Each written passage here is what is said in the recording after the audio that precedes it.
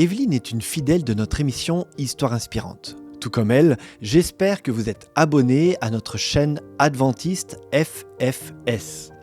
Evelyne m'a contacté il y a quelque temps pour partager son témoignage. Après beaucoup d'expériences avec Dieu, elle a souhaité vous offrir son parcours de vie. Quelles que soient les difficultés que nous rencontrons, nous savons que Dieu est avec nous. Pourtant, le savoir ne suffit pas. Il faut aussi l'expérimenter, apprendre. Le cœur de ce témoignage est l'apprentissage et donc l'expérimentation de la confiance en Dieu. Vous voulez être nourri par un témoignage édifiant? Alors vous êtes au bon endroit. Vous êtes dans Histoire inspirante.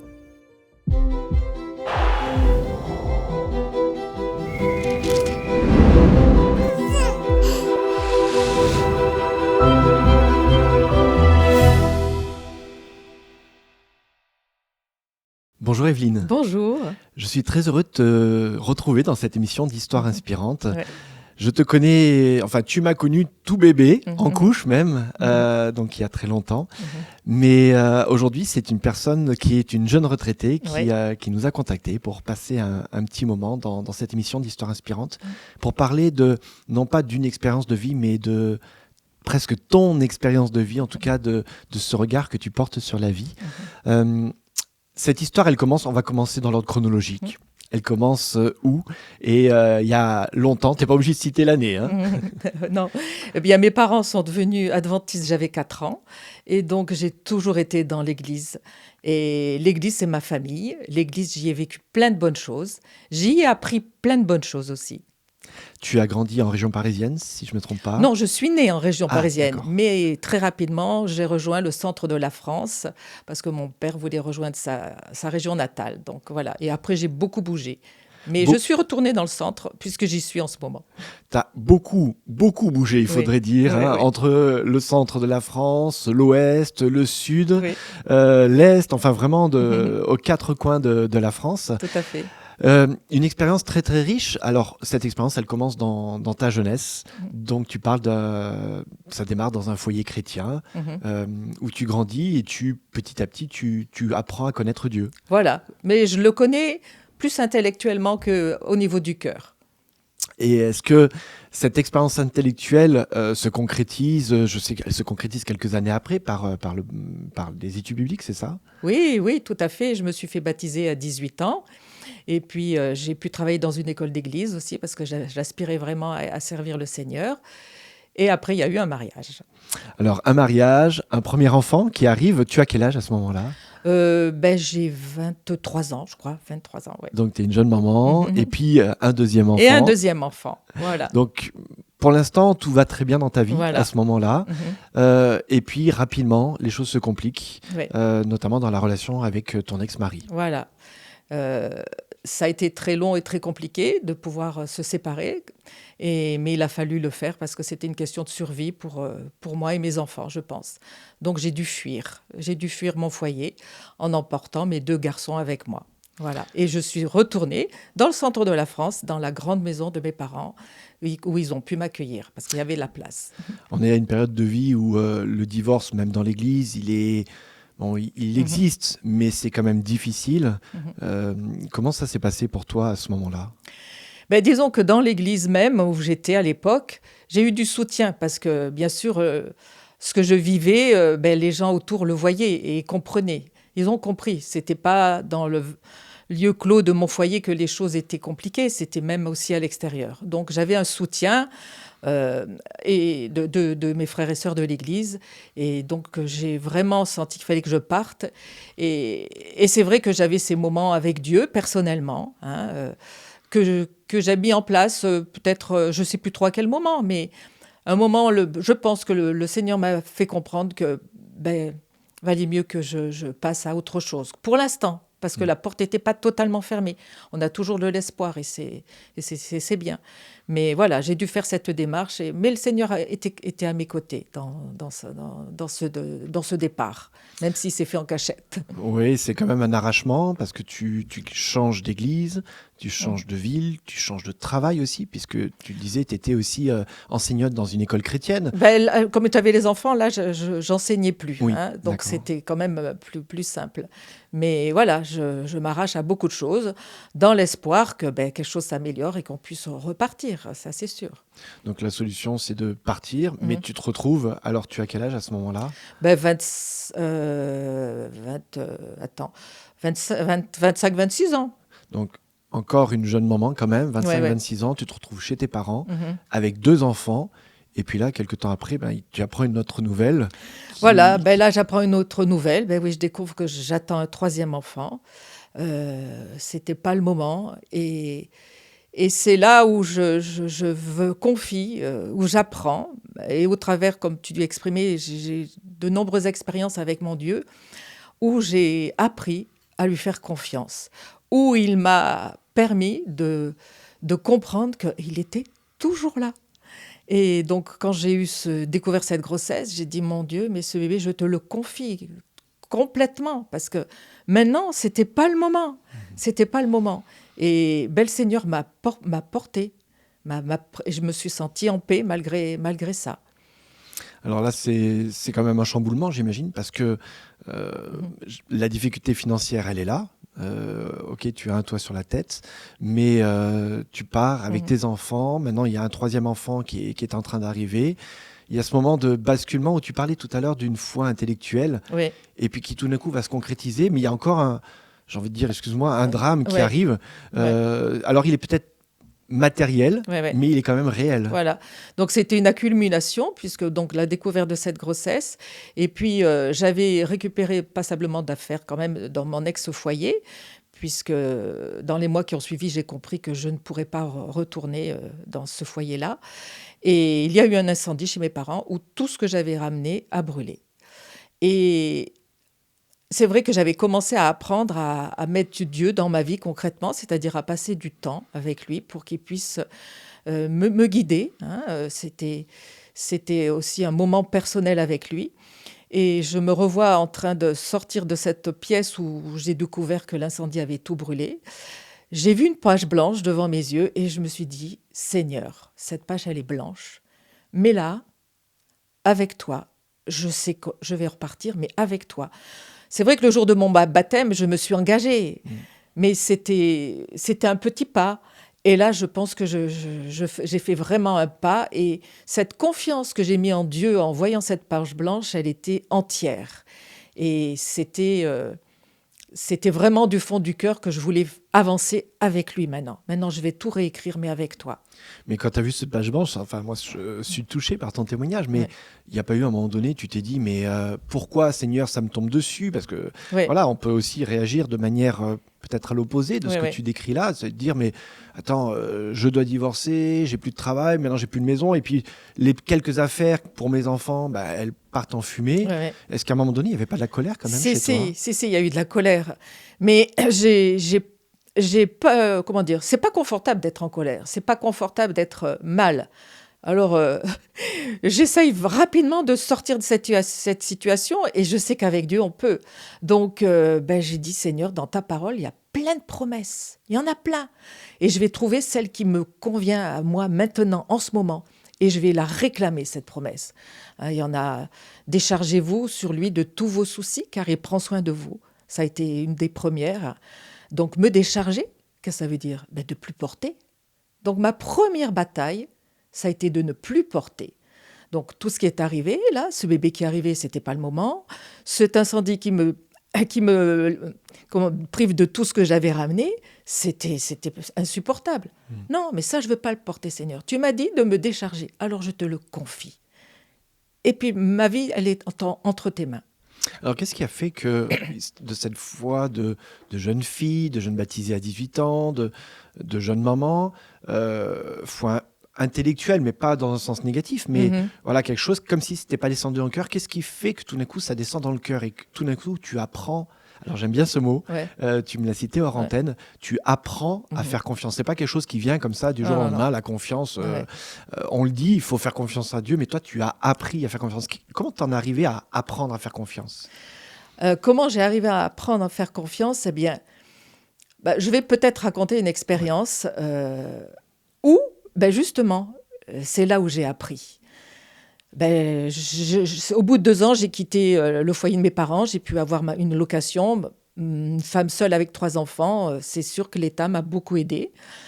Et puis bon, dans la région où j'habitais, les loyers sont pas trop chers. J'ai pu avoir un petit logement, j'ai pu avoir des meubles qu'on m'a donnés à droite à gauche. Enfin bref, je suis repartie dans la vie. Et donc, ça faisait 2 ans 2 ans, ouais, que j'étais sans mon mari. Et un samedi matin, on s'apprêtait à aller fêter le sabbat dans la nature avec d'autres frères et sœurs. C'était la fin de l'été, le début de l'automne. Et comme j'avais l'habitude, à ce moment-là, d'habiller mes enfants bien pour le sabbat. C'est un jour de fête. Et mon fils aîné, il avait une paire de chaussures en cuir qu'il avait donc l'hiver d'avant. Je vais le chercher ça dans sa chambre, espérant que ça allait lui aller. Mais bon, il y avait des chances que ça n'allait pas. Et c'est ce qui s'est passé. Ces chaussures ne lui allaient plus. Et là, un gros nuage est venu au-dessus de ma tête. Bon, je le décris comme ça maintenant, parce que ça s'est passé il y a un paquet d'années. Maintenant, je le décris comme ça. Quand tu le vis, tu ne peux pas analyser les choses, hein. Il y a un gros nuage au-dessus de ma tête. Oh, comment je vais faire? J'ai pas d'argent pour lui payer des chaussures. Et puis, oui, je suis toute seule, je suis divorcée. Comment je vais faire? Enfin bref, tout. Voilà, c'est la cata. Tu es complètement écrasé par tout ce qui t'arrive. Et pourtant, ce ne sont que des chaussures, hein. Il n'était pas pieds nus. Ces chaussures qu'il utilisait la semaine pour aller à l'école, il pouvait très bien les mettre. D'ailleurs, c'est celle qu'il a mise. Mais voilà, un petit peu de souci qui prend une grosse ampleur parce que ça te remet dans ta condition, et puis tu as ras les pâquerettes. Et là, j'ai dit non, c'est sabbat aujourd'hui, j'ai pas envie d'être envahie par ça, j'ai envie que ça soit un jour de fête. Alors j'ai dit, Seigneur, ce problème de chaussures, tu t'en occupes. J'ai pas demandé des chaussures, hein. Tu me l'enlèves. Moi, je le veux pas, ce fardeau. Tu me l'enlèves. Pof, c'est bon. J'ai continué à préparer mes enfants et tout, et jusqu'à ce qu'on parte, qu'on soit dans la voiture.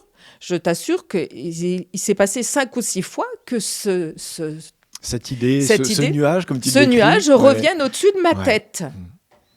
Et bien souvent, et je l'ai pris ce nuage, et j'ai dit non, Seigneur, je t'ai confié ce problème, je ne veux pas le porter. Tu en fais ce que tu veux, je veux pas que ça me gâche la vie. Et la dernière fois que j'ai dû me battre, parce que c'est un combat, pour moi c'est un combat, ça a été dans la voiture. Et je t'assure qu'à partir de ce moment, jusque toute la journée de sabbat, le voyage qu'on a fait, l'arrivée là-bas, la journée passée là-bas, je n'ai plus pensé à ces chaussures, mais plus du tout. Mais j'ai dû me battre pendant un bon moment pour ne plus l'avoir, hein. Et à la fin de la journée, il y a une sœur qui me dit « Passe à la maison, j'ai quelque chose à te donner. » Bon, ok, je la connaissais, c'était une amie. Bon, je suis allée chez elle. Et elle arrive dans la cuisine où j'étais, et elle vient avec une paire de chaussures en cuir. Et mon fils aîné les essaye, elles lui vont. Tu crois que j'aurais pu me dire « Ouah, ça y est, le Seigneur a répondu à ma prière, chouette !» Non, même pas. Il l'avait enlevé. C'est une fois arrivé, il avait enlevé le fardeau que j'avais sur mes épaules. Une fois arrivé dans la voiture, c'est mon fils aîné qui me dit « Mais maman, regarde, on en avait besoin, j'en avais besoin, et on les a. » Et en plus, cette sœur, elle m'a donné encore autre chose en plus pour mon fils. Et là, mon cœur s'est rempli d'une reconnaissance pour Dieu. Mais là, ce que je veux, si je raconte cette expérience, c'est... Oui, Dieu, c'est pas magique. C'est pas magique. À la fin de chaque expérience, je me pose la question, qu'est-ce que Dieu veut me faire comprendre au travers de ça ? Parce que bien des personnes aussi pourraient prier pour des chaussures et n'ont pas la réponse, hein. Ça, je peux l'entendre. Et ce n'est que des chaussures. Mais pour moi, même pour des problèmes importants, c'est la même chose. Mais qu'est-ce que Dieu veut me faire comprendre ? Et pour moi, toutes ces petites expériences que le Seigneur m'a fait vivre, quand je lui ai confié, mais pleinement, alors là, s'il faut vivre le lâcher-prise, parce qu'il y a prier, hein. Comme je t'ai expliqué, plusieurs fois, j'ai dû le déposer, hein. Plusieurs fois. Et des fois, tu mets des mois, des années à déposer le fardeau. Et le Seigneur, il ne peut agir que quand lui as laissé pleinement la place. Donc, c'est pas magique. Et le Seigneur veut me faire comprendre, pour moi, au travers de ces expériences, aie confiance. Je suis là. Alors, ce que j'aime beaucoup dans ce que tu viens de nous dire, parce que ça pourrait peut-être même faire sourire certains de nos auditeurs, tu vois, bon, une expérience de chaussures, etc. Mais ce qui est, je trouve très intéressant, c'est vraiment, je reviens sur ce mot d'apprentissage. C'est-à-dire que là, ton combat n'est pas, Seigneur, allez, fais que je puisse acheter des chaussures. Ton combat, c'est enlève-moi ces idées obscures, enlève-moi ce nuage gris que tu as décrit au-dessus de ma tête, cette colère, peut-être certains vont l'exprimer différemment. Non, je dirais, excuse-moi, je ne dirais pas enlève-moi. Oui. Non. Seigneur, moi j'apprends à le lâcher. Oui. Le Seigneur, il ne va pas le prendre pleinement si tu ne le lâches pas. Si tu le lâches qu'un quart, il ne prendra pas. Un demi, il ne prendra pas. Même à 99%, si tu ne le lâches pas, il ne le prendra pas. Et cette confiance, au cours des années, parce que ça fait quelques années maintenant, j'ai tellement vécu d'expériences où, comme je dis, où j'ai appris à lâcher prise. Si tu laisses à Dieu la possibilité de remplir ça, il va le remplir. Et là, tu dis, waouh. La fois d'après, tu lui donneras ça. Puis tu diras, waouh, Seigneur, même ça. Et petit à petit, dans mon expérience de vie de chrétienne, j'ai appris à ouvrir tout grand mes bras. Parce qu'on est pétri de peur. Mais tu parles d'apprentissage, et je reviens sur ce terme-là, parce que finalement, dans cette histoire-là, même toi, tu n'as pas vu, tu n'as pas compris. Et c'est ton fils qui, tout d'un coup, te fait prendre conscience de « regarde, maman, ce qui s'est passé, finalement ». Tout à fait. Donc, c'est aussi cette difficulté-là. On prend, encore une fois, cet exemple de chaussures, de cette petite expérience que tu vis, pour expliquer ce mécanisme qui est de dire « Seigneur, quand je te confie, je te le confie pleinement ». Et je veux pas que ça me, excusez-moi du terme, pourrisse la vie. Donc, il y a vraiment cette démarche de foi. Et je sais que tu as fait... Alors, tu pourras en citer beaucoup, mais le temps va nous manquer dans l'émission. En tout cas, il y a une autre expérience de foi que tu vas vivre peut-être, je crois que c'était quelques années avant, peut-être, avec une problématique de voiture. Voilà, c'est le tout début, si tu veux, en fait. Tout a commencé plutôt là. Tout a commencé plutôt là, c'est vrai. J'aurais dû commencer par là. Et là, je me revois. Ma fille était dans la poussette. Ça faisait 6 mois que j'étais chez mes parents. Ma petite fille, non, peut-être plus. Enfin, je ne sais plus trop. Mais enfin, en tout cas, je me revois avec ma fille dans la poussette et j'avais besoin, chez moi, d'avoir... je vivais toujours chez mes parents, d'avoir une voiture. J'avais 3 enfants, il fallait que je travaille. Avec une voiture, tu ne fais rien. Et c'était vital. Et je me revois en me promenant, dis Seigneur, j'ai besoin de cette voiture. J'ai besoin. Il me la faut. Mais le fardeau, je le portais tout le temps. Je voulais, ce que je recherchais, c'est d'avoir tellement la foi et tellement, la foi en ce Dieu, Seigneur, je te confie ça, maintenant, ok, très bien, c'est entre tes mains. Mais je n'ai pas ressenti cette paix. Mais après, avec des années, dans d'autres expériences. Mais je me suis battue. Tu ne peux pas savoir combien d'allers-retours que j'ai fait sur une route pour ressentir cette paix. Seigneur, je veux sentir cette paix parce que je sais que tu t'occupes de moi. Et pour lâcher réellement prise, ça a été une bataille. Une bataille entre moi, dans mon cœur, quoi. Bon, ça s'est passé un jeudi. Le sabbat, je suis allée dans une autre église, pas celle où j'avais l'habitude, où j'avais des amis. Sortir de l'église, on se retrouve entre amis, on papote, comme on fait souvent, on a du plaisir à échanger.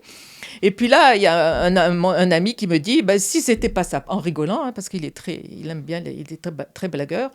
Si c'était pas ça, je vous dirais que j'ai ma voiture à vendre parce qu'il devait partir à l'étranger, donc il était assez pressé. Il disait ça en rigolant, une boutade.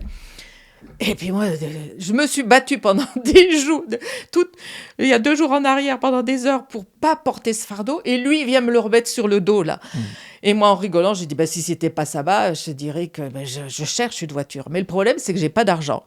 Et il y avait d'autres amis dans ce groupe qui me disent, mais nous, on est là pourquoi? On te l'achète cette voiture, puis tu la payeras quand tu pourras, il n'y a pas de problème. Tu mettras le temps que tu voudras. J'ai dit, on est sabbat.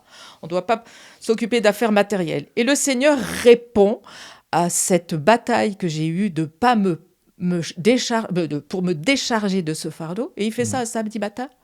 C'était pour moi époustouflant, quoi. Époustouflant, ça veut dire quoi exactement? Est-ce que c'est-à-dire que tu as vu tout de suite la réponse de Dieu? Oui, j'ai vu tout de suite la réponse de Dieu, puis qu'il fasse ça, qu'il s'occupe de mon matériel, un sabbat. On ne doit pas s'en inquiéter, le sabbat. Et le Seigneur, il me répond un jour de sabbat. Donc, c'était comme quoi le Seigneur, il s'occupe tout le temps de nous. hein, et il veut notre bonheur, il veut notre paix, il veut nous remplir de lui. Hein.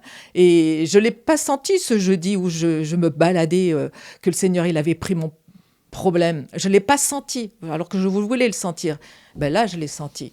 Et ça a été vraiment le tout début, c'est vrai, de cet apprentissage d'apprendre. Cette jeune femme qui quitte son mari, qui part avec ses enfants, qui écrit cette page blanche, elle en est où aujourd'hui dans son histoire ? Cette page blanche, est-ce qu'elle est remplie ou est-ce qu'elle reste encore à écrire ? Elle est remplie. Tu vois, j'avais trop envie de venir partager ce que le Seigneur a fait pour moi. Et, excuse l'émotion, et j'aurais tellement de choses à dire.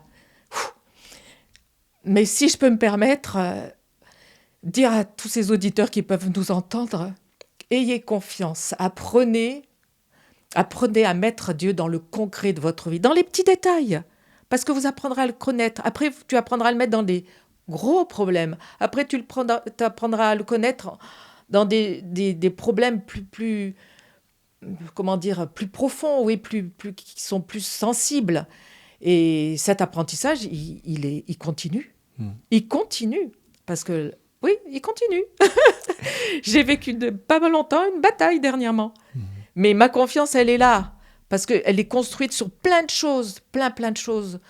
Mais ça s'apprend. Et ça s'apprend à lâcher prise. Et j'ai un tempérament où j'ai eu besoin d'apprendre. Ça. Tes enfants, aujourd'hui, quel regard ils portent sur leur maman, sur cette histoire ? J'ai 3 garçons et une fille.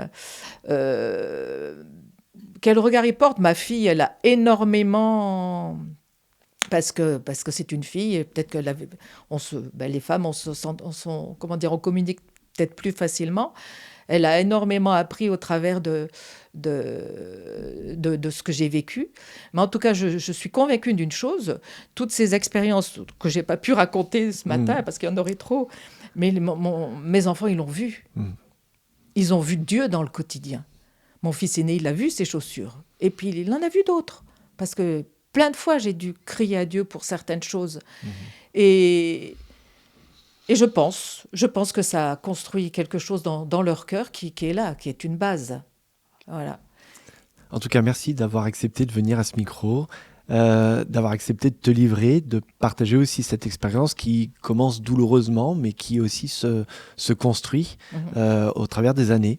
Je sais que tu nous as préparé aussi un texte qui pour toi est important. Ouais. Est-ce que tu pourrais nous le donner, ce texte ? Oui, bien sûr. Je pense que tout un chacun passe des épreuves.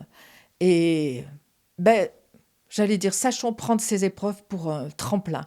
Et le verset qui m'a porté pendant, pas cette période-là, mais une autre période de vie, pas facile, c'est ce verset qui se trouve dans 1 Corinthiens 10, au verset 13b.